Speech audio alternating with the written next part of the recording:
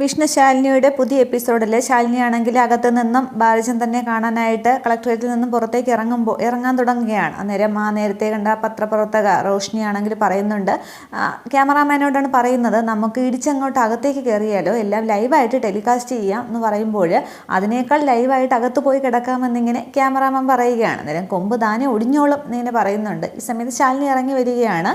അന്നേരം വീണ്ടും ഒരു മൈക്ക് കൊണ്ട് നിൽക്കുകയാണ്. മാഡം ഫയൽ പഠിച്ചു കഴിഞ്ഞു, എന്തെങ്കിലും ഒന്ന് പറയൂ എന്ന് പറയുമ്പോൾ ശാലിനി വീണ്ടും നിൽക്കുകയാണ്. ഒരു ചാപ്റ്റർ കൂടിയുണ്ട്, ഫയൽ പഠിച്ച് കഴിഞ്ഞിട്ടില്ല, പക്ഷേ അതിവിടെയില്ല, വേറൊരു സ്ഥലത്താണ്, ലൈവായിട്ട് കാണണമെന്നുള്ളവർക്ക് എൻ്റെ കൂടെ വരാം എന്നിങ്ങനെ പറഞ്ഞിട്ട് ശാലിനിയെ കാറിനകത്തേക്ക് കയറാൻ തുടങ്ങുമ്പോൾ വീണ്ടും ഇങ്ങനെ വ്യക്തമായിട്ട് പറയാതെ എന്തെങ്കിലും വ്യക്തമായി പറയണം മാഡം എന്നും പറഞ്ഞ് റോഷ്നി വീണ്ടും ഇങ്ങനെ മയക്കുമായിട്ട് നിൽക്കുകയാണ്. അന്നേരം എനിക്കൊന്നേ പറയാനുള്ളൂ, നല്ലതേ നടക്കൂ എന്നിങ്ങനെ പറഞ്ഞിട്ട് ശാലിനി അങ്ങ് കാറിൽ കയറി പോവുകയാണ്. അതേസമയം ആ ക്യാമറാമാന് ഒരു ഫോൺ കോൾ വരുന്നുണ്ട്. അന്നേരം അതേയോ എന്നും പറഞ്ഞ് ഫോൺ വെച്ചിട്ട് റോഷ്നിയോട് പറയുന്നുണ്ട്, ഒരു ലേറ്റസ്റ്റ് ന്യൂസ് ഉണ്ട്, ജില്ലാ കളക്ടർ ശാലിനിക്ക് ഉടനെ സസ്പെൻഷൻ ഉണ്ടാകുമെന്നുള്ളത്. വീണ്ടും അതും അവർ അങ്ങ് ടെലികാസ്റ്റ് ചെയ്യുകയാണ്, ലേറ്റസ്റ്റ് ന്യൂസ് എന്ന് പറഞ്ഞിട്ട്. അതും ഇങ്ങനെ ശാലിനി മൊബൈലിൽ കാണുന്നുണ്ട്.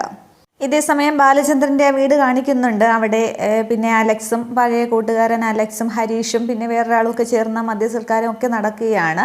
അന്നേരം ബാലചന്ദ്രൻ ഇങ്ങനെ അലക്സ് ഇങ്ങനെ ഒഴിച്ച് കൊടുക്കുന്നുണ്ട്. അന്നേരം ഹരീഷിനോട് പറയുന്നുണ്ട്, നീ ഇങ്ങനെ ഒഴിച്ച് തന്നിട്ട് കട്ടന് പിന്നിൽ മാറി നിൽക്കാനുള്ളതല്ല, നീയാണ് ഇപ്പോഴത്തെ കിങ്, അങ്ങോട്ട് ഇരിക്കടാന്ന് പറയുകയാണ്. അന്നേരം ഹരീഷിനങ്ങ് ആകെപ്പാടെ സന്തോഷമാവുന്നുണ്ട്, ഇരിക്കുകയൊക്കെ ചെയ്യുകയാണ്. അന്നേരം ബാലേട്ടൻ എൻ്റെ സഹായം കൊണ്ട് അനുഗ്രഹം കൊണ്ടാണ് ഇതെല്ലാം നടന്നത് എന്നിങ്ങനെ പറയുമ്പോൾ, നിൻ്റെ ആ വിളി എനിക്ക് ഇഷ്ടപ്പെട്ടു ബാലേട്ടൻ, വർഷങ്ങൾക്ക് മുമ്പ് തോളോട് തോൾ കൈകിട്ട് ഒരുപാട് കന്നന്തിരികൾ കാണിച്ച് നടന്നിരുന്നു, പക്ഷേ നീ ഇപ്പോൾ എനിക്ക് ചാർത്തി തന്ന ആ പട്ടം എനിക്ക് നന്നായിട്ട് അങ്ങ് ഇഷ്ടപ്പെട്ടു, ബാലേട്ടൻ വിളി കൊള്ളാൻ സുഖമൊക്കെ ഉണ്ട് എന്നൊക്കെ പറഞ്ഞിരിക്കുകയാണ്.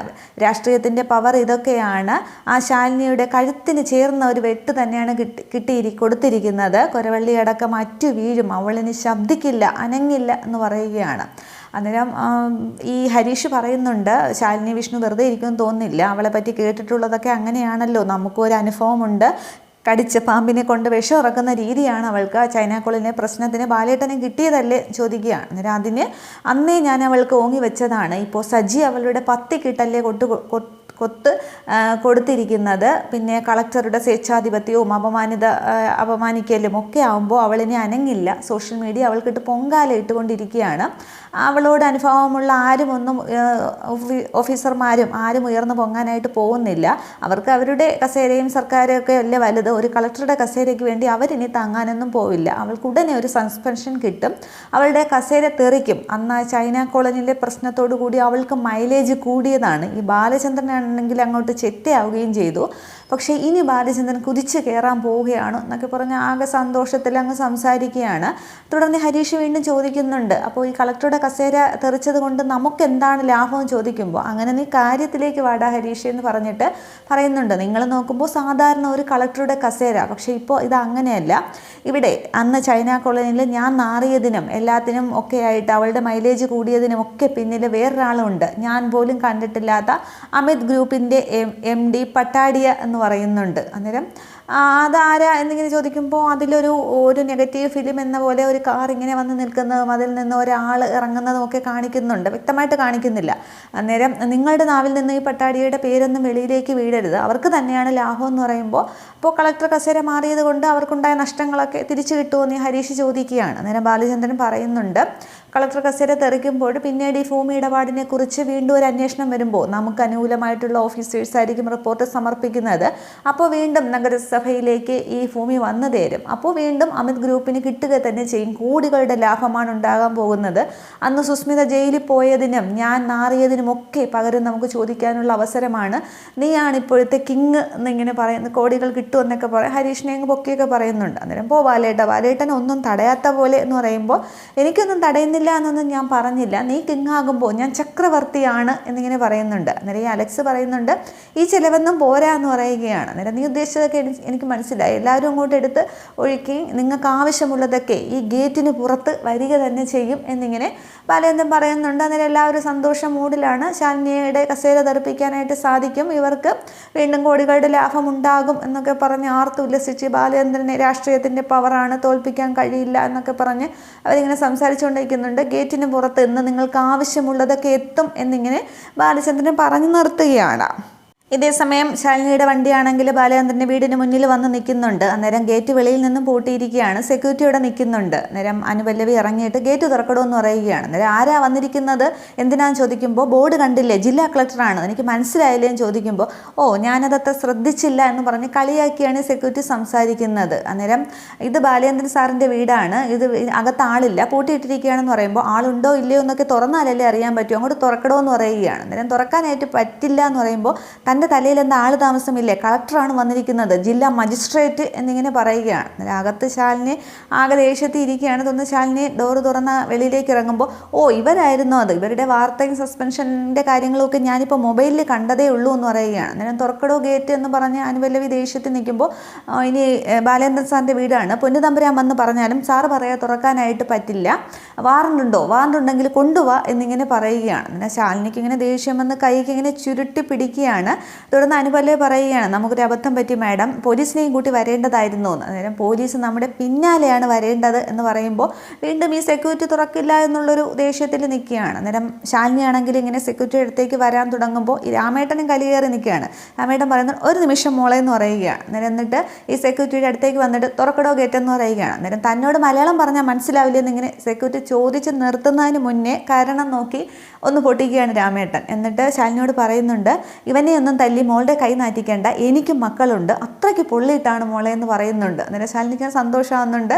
ശാലിനി അടിക്കാൻ ഓങ്ങിയ തന്നെയാണ് അവിടെ രാമേട്ടൻ കൊടുത്തത്. എന്നാൽ അടി കൊണ്ട സെക്യൂരിറ്റി ആകെ അങ്ങ് പേടിച്ചു പോകുന്നുണ്ട്. അന്നേരം തുറക്കടോ ഗേറ്റ് എന്നിങ്ങനെ രാമേട്ടൻ അലറുമ്പോൾ അയാളങ്ങ് പേടിച്ച് ഗേറ്റ് തുറക്കുന്നുണ്ട്. ഇതേസമയം അകത്ത് വലിയ ചർച്ചയങ്ങ് നടക്കുകയാണ്. ചൈന കോളനിയിൽ 1-2 ശവങ്ങൾ അങ്ങോട്ട് വീഴട്ടെ എങ്കിലേ അവൾക്ക് വീണ്ടും ഏറ്റത് കിട്ടുകയുള്ളൂ എന്നും പറഞ്ഞ് ശാലിനിയെക്കുറിച്ചൊക്കെ അങ്ങ് സംസാരിച്ചുകൊണ്ടിരിക്കുമ്പോൾ അപ്പോൾ അവർ തെരുവിലാവില്ലേ എന്ന് ചോദിക്കുകയാണ്. അവർ പിന്നെ എങ്ങോട്ട് പോകും എന്നിങ്ങനെ ഹരീഷ് ചോദിച്ചുകൊണ്ടിരിക്കുകയാണ്.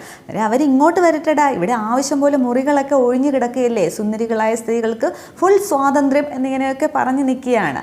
ഈ സമയത്താണ് ശാലിനിയാണെങ്കിൽ ആ വാതിൽക്കൽ ഇങ്ങനെ വന്ന് നിന്ന് നോക്കുകയാണ്. അന്നേരം ഒരു ഇരുട്ടായതിനാൽ ശാലിനി വ്യക്തമായിട്ട് കാണാൻ സാധിക്കുന്നില്ല. അന്നേരം ഹരീഷ് ഒരു സ്ത്രീയാണെന്ന് മാത്രമേ കാണുന്നുള്ളൂ. അന്നേരം ആരാ ബാലേട്ട അത്, ഒരു സ്ത്രീ പെണ്ണാണല്ലോ എന്നിങ്ങനെ പറയുമ്പോൾ ബാലേന്ദ്രൻ ഒന്നിങ്ങനെ തിരിഞ്ഞു നോക്കുന്നുണ്ട്. പക്ഷെ ബാലേന്ദ്രൻ വ്യക്തമായിട്ടത് കാണുന്നില്ല. ശാലിനി മൊത്തമായിട്ടും ഇങ്ങനെ ഫ്രണ്ടിലോട്ട് വരുന്നില്ല. അന്നേരം പിന്നെ ഈ അലക്സ് പറയുന്നുണ്ട്, ബാലേട്ടൻ മറന്നു വെച്ച ആരെങ്കിലും ആണോ ചോദിക്കുകയാണ്. അന്നേരം നമ്മുടെ സെക്യൂരിറ്റി രാജനുണ്ടല്ലോ, അവനാണെങ്കിൽ പുലിയാണ്, ഈ വേണ്ടപ്പെട്ടവരെ അല്ലാതെ ആരെയും അകത്തേക്കെന്നും കയറ്റി വിടില്ല, നീ ചെന്ന് അവളെ വിളിച്ചുകൊണ്ട് വാടാന്ന് പറയുന്നുണ്ട്. അന്നേരം ഈ ശാലിനി ഓർക്കുന്നുണ്ട്, പുലിയാണെന്ന് പറയുമ്പോൾ ഈ രാമേട്ടൻ കരണം നോക്കി ഒന്ന് പൊട്ടിച്ചത്. അതിനു മുന്നേ ഈ സെക്യൂരിറ്റി അവിടെ വെച്ച് പറയുന്നുണ്ട്, പല്ലും നഖവും ഒക്കെ കൊഴിഞ്ഞ പുലി ആര് പേടിക്കാനാണെന്ന് പറയുമ്പോഴാണ് ഈ രാമേട്ടൻ അടിക്കുന്നതൊക്കെ. അതിനാണ് ശാലിനിക്ക് ദേഷ്യം വരുന്നതൊക്കെ. തുടർന്ന് നീ ഇങ്ങോട്ട് വിളിച്ചോണ്ട് വാടാ അവളെ എന്നിങ്ങനെ ബാലേന്ദ്രൻ പറയുമ്പോൾ ഹരീഷ് എഴുന്നേൽക്കുകയാണ്. ഹരീഷ് എഴുന്നേറ്റ് ചെന്നിട്ട് ഈ ശാലിനിയുടെ അടുത്തേക്ക് ചെല്ലുമ്പോൾ ശാലിനിയെ കണ്ട് ആകെ അന്തം വിട്ട് ഹരീഷ് നിൽക്കുന്നുണ്ട്. തുടർന്ന് ആകെ അന്തം വിട്ട് ഹരീഷിനാണെങ്കിൽ ശബ്ദം പോലും വരുന്നില്ലേ ശാലിനിയെ കണ്ടിട്ട്. അന്നേരം പിന്നെ ബാലേന്ദ്രൻ പറയുന്നുണ്ട്, നീ എന്താണ് അവിടെ മടിച്ചു നിൽക്കുന്നത്, അവളെ ഇങ്ങോട്ട് കൂട്ടിക്കൊണ്ടുപോവാ, ആരായാലും നമുക്കൊരു കമ്പനി കൊടുക്കാമെന്ന് പറയുകയാണ്. അന്നേരം ഹരീഷ്, ബാലേട്ട അത് ആളറിയാതെ എന്നിങ്ങനെ പറയുമ്പോൾ ആരായാലും എന്താ, സുമതിയോ ശശികലയോ ആരായാലും ഇങ്ങോട്ട് വാ, ഒരു കമ്പനി കൊടുക്കാം എന്നിങ്ങനെ പറയുകയാണ്. അന്നേരം ശാലിനി ഹരീഷിനെ അങ്ങ് അടിമുടി നോക്കുന്നുണ്ട്. എന്താ നീ വരുന്നില്ലേ കമ്പനി കൂടാൻ എന്നിങ്ങനെ ചോദിക്കുമ്പോൾ അതെന്നും പറഞ്ഞ് വിൽക്കുന്നതല്ലാതെ ഒരു ശബ്ദം പോലും മുഴുവനായിട്ട് സംസാരിക്കാനായിട്ട് ഹരീഷിന് സാധിക്കുന്നില്ല. തുടർന്ന് ബാലചന്ദ്രൻ്റെ മുമ്പിലേക്ക് ശാലിനി ഇങ്ങനെ വന്ന് നിൽക്കുമ്പോൾ ആദ്യം അങ്ങ് പേടിച്ച് ബാലചന്ദ്രൻ നീയോ എന്നും പറഞ്ഞ് ഇങ്ങനെ ചാടി അങ്ങോട്ട് എഴുന്നേൽക്കുകയാണ്. അന്നേരം ഹരീഷും അലക്സും ഒക്കെ ഇങ്ങനെ പേടിച്ച് നിൽക്കുകയാണ്. അന്നേരം ശാലിനി അങ്ങോട്ട് സംസാരിച്ച് തുടങ്ങുകയാണ്, ഞാൻ ഒരു സൗഹൃദ സന്ദർശനത്തിന് വന്നതാണ്, നിങ്ങളുടെ പാർട്ടിയൊക്കെ നടക്കട്ടെ എന്ന് പറയുകയാണ്. അന്നേരം നീ എന്താ എന്നെ കളിയാക്കുകയാണോ എന്നിങ്ങനെ ബാലേന്ദ്രൻ ചോദിക്കുകയാണ്. അന്നേരം ബാലേന്ദ്രൻ പറയാറില്ലേ, രാഷ്ട്രീയമൊക്കെ എന്ന് പറയുന്ന ഒരു ഗെയിമാണ്, അതിലൊരാൾ തോൽക്കും ഒരാൾ ജയിക്കും എന്നുള്ളതൊക്കെ. അപ്പോൾ ജയിച്ച ആളിനെ അഭിനന്ദിക്കാൻ വേണ്ടി വന്നതാണ്, വേണമെങ്കിൽ ഞാനും നിങ്ങളുടെ കൂടെ ഒന്ന് കൂടാം എന്നിങ്ങനെ പറഞ്ഞിങ്ങനെ ശാലിനി ഇങ്ങനെ ചുറ്റുമൊക്കെ നോക്കുകയാണ്. അന്നേരം ഹരീഷിനൊരു ആശ്വാസമൊക്കെ വരുന്നുണ്ട്. പക്ഷേ സംശയത്തിൽ ബാലേന്ദ്രൻ നിൽക്കുകയാണ്. അന്നേരം ഈ സംഭവങ്ങളൊക്കെ ആ റൂമിൽ ആ ഹാളിൽ നടക്കുന്ന സംഭവങ്ങളൊക്കെ ഒരു ക്യാമറ ഇങ്ങനെ ഷൂട്ട് ചെയ്യുന്നതായിട്ട് കാണിക്കുന്നുണ്ട്. ക്യാമറ മാത്രമേ പുറത്തേക്ക് കാണിക്കുന്നുള്ളൂ, അതിൻ്റെ പിന്നിൽ ആരാണ് നിൽക്കുന്നതെന്ന് കാണിക്കുന്നില്ല. അന്നേരം ഹരീഷ് പറയുകയാണ്, ബാലേട്ട കളക്ടർ മാഡവും ഞങ്ങളുടെ കൂടെ കൂടുക എന്ന് പറഞ്ഞാൽ അതൊരു സന്തോഷമുള്ള കാര്യമല്ലേ എന്ന് പറഞ്ഞിട്ട് ഈ ഹരീഷ് ആണെങ്കിൽ തൻ്റെ പോക്കറ്റിൽ നിന്നും കർച്ചീഫ് എടുത്തിട്ട് ശാലിനിക്കായിട്ട് ആ സെറ്റി കസേരയിൽ പൊടിയൊക്കെ ഇങ്ങനെ തുടച്ചു കൊടുത്തിട്ട് മാഡം ഇങ്ങോട്ട് ഇരുന്നാട്ടെ. പ്രതീക്ഷിതമായിട്ട് കയറി വന്നപ്പോൾ ഞാനങ്ങ് പേടിച്ചു പോയി. മാഡം ഇപ്പോൾ ഞങ്ങളുടെ കൂടെ കൂടുക എന്ന് പറയുന്നത് നല്ല കാര്യമല്ലേ, ഇങ്ങോട്ട് ഇരിക്കുമെന്ന് പറയുകയാണ്. തുടർന്ന് ശാലിനിയാണെങ്കിൽ ആ കസേരയിലേക്ക് ഇരിക്കുന്നുണ്ട്. എന്നിട്ട് കാലുങ്ങേറ്റി ഇരുന്നിട്ട് ഇങ്ങനെ കൈയും കൊടുത്ത് ഇങ്ങനെ നോക്കുകയാണല്ല. പക്ഷേ ബാലേന്ദ്രൻ സംശയത്തോടു കൂടി നിൽക്കുകയാണ്. ഇത്രയുമാണ് എപ്പിസോഡിൽ കാണിക്കുന്നത്. പക്ഷേ അവിടെ അതെല്ലാം ഷൂട്ട് ചെയ്യുകയാണ്. തുടർന്ന് ബാലചന്ദ്രൻ്റെ നാവിൽ നിന്ന് തന്നെ ഈ സത്യങ്ങളൊക്കെ പുറത്തു വരും. അതെല്ലാം ടെലികാസ്റ്റ് ചെയ്യുമ്പോൾ ശാലിനിയുടെ നിരപരാധിത്വം അവിടെ തെളിയുകയാണ്. അങ്ങനെയാണെന്ന് തോന്നുന്നു. അങ്ങനെയായിരിക്കും സംഭവിക്കാനായിട്ട് സാധ്യത. ശാലിനി വെച്ച ആ കുടുക്കിൽ ബാലചന്ദ്രൻ വീഴുക തന്നെ ചെയ്യും. ഇത്രയുമാണ് പുതിയ വിശേഷങ്ങൾ. Okay, thank